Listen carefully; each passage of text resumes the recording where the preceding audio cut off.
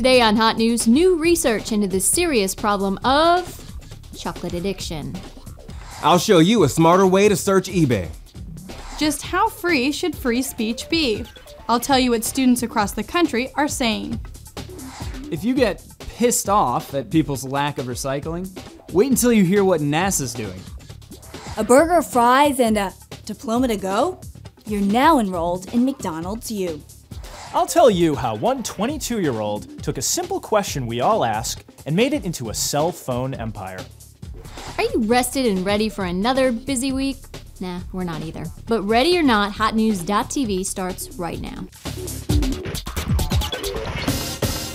It seems the more you may try and fight off a craving for chocolate, the more the desire for it grows. And it's not a chemical thing. Researchers in England discovered it's all in your head. They found that there is no addictive element that makes people crave chocolate. Rather, it's a social attitude. Chocolate is perceived as naughty but nice. That drives people to see chocolate as a forbidden pleasure and desire it even more, which means chocoholics will need to come up with another way to validate their behavior. Remember when Mom and Dad would threaten, "Stay in school, otherwise you'll wind up flipping burgers at McDonald's"? Well, they may have to eat their words. A new program in Britain is allowing the fast food giant to serve up diplomas along with burgers and fries. McDonald's can now offer advanced high school degrees to their workers. Students will learn management skills and business basics while they work. These workplace qualifications, independently validated, are good for the country as well as the individual and could lead to thousands more people qualified for the future. I wonder if you can supersize the diploma and make it a PhD.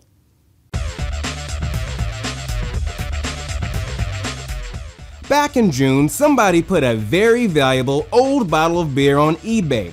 Unfortunately for him, he spelled the name of it wrong in the listing, so nobody saw it. It only went for $304.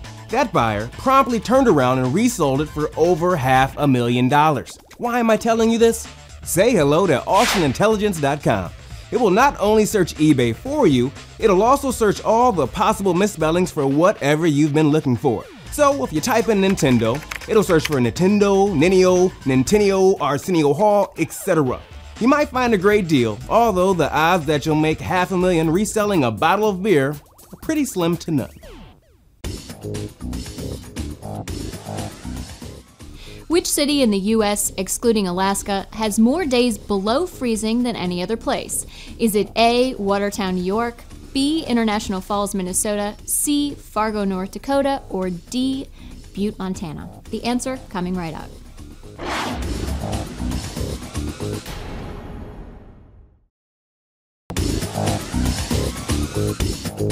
Which city has the most days below freezing? It's D, Butte, Montana.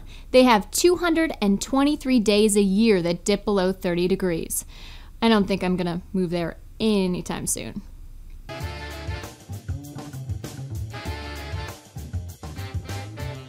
You come to college to be exposed to different viewpoints, but what about people who are advocating violence? Should there be any limit to free speech on campus? Let's start things off with Gabriel at Vanderbilt University. In order to get a better understanding of certain issues, you must have a full spectrum of different opinions. If people don't agree with it, they don't have to go to listen to the speaker.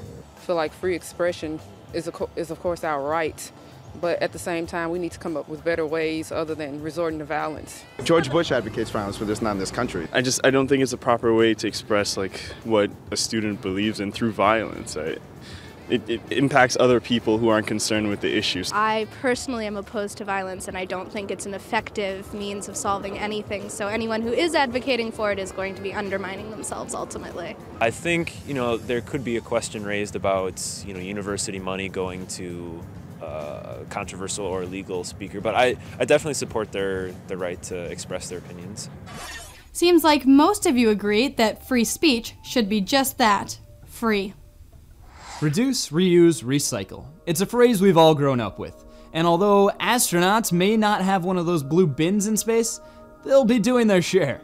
NASA is testing something called the Environmental Control Life Support System, or ECLSS. It transforms excreted body fluid into potable water.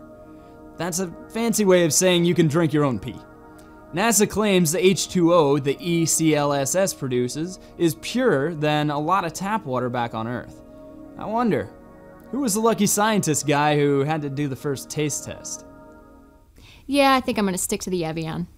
Get ready for a guy who combines the sexiness of Rod Stewart with the gravitas of Patrick Stewart. Here's Jon Stewart with The Daily Show. The president added 4, I guess you'd call them reinterpretations to the bill Congress passed. I believe they're called signing statements. For instance, the passed and signed law says you can't spend taxpayer money to build permanent military bases in Iraq. And the president, I guess, is saying, yeah, no, I think I can. And the law they passed strengthens protections for whistleblowers, which I guess the president is saying he can unblow. And the president rejected a couple of other provisions concerning Congress's ability to get intelligence assessments or investigate waste mismanagement in the conduct of wars. And the reason that he gave was, hold on, let me see if I can find it. He gave no reason!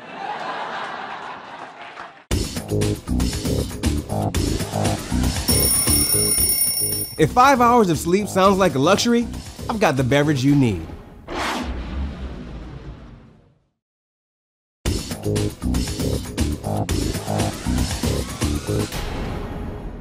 Hi, I'm Rod Kurtz, senior editor for Inc.com. Each year we pick the coolest young entrepreneurs and feature them in our 30 Under 30 list. Meet Sam Altman, founder of Loopt.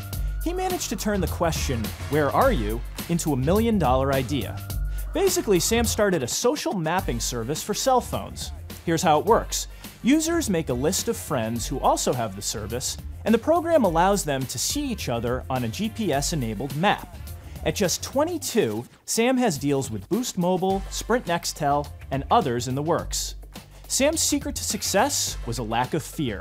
He says don't be afraid to go head-to-head with giant companies. For more on Sam and the other members of our 30 Under 30 list, check out Inc.com/30under30. Shopping with Andy is where we show you some of our favorite things you can pick up for 20 bucks and still get a little change back in your pocket. Let's face it, you'll probably wait to the last minute to start that big assignment. We all do. But you can at least be prepared for that inevitable all-nighter. The folks at Shock Coffee have searched the world for the beans with the most jitter. Their coffee has 50% more caffeine than most brands. It could make the difference between finishing that paper or falling asleep in a big old puddle of your own drool. I think I may need some of that. You know those signs on the back of the trucks that say, "How's my driving?" Well, we want to know, how's our show producing? If you have something to tell us about Hot News, email us at feedback@hotnews.tv. Thanks for stopping by, and make sure to come back tomorrow for a brand new episode. I know I will.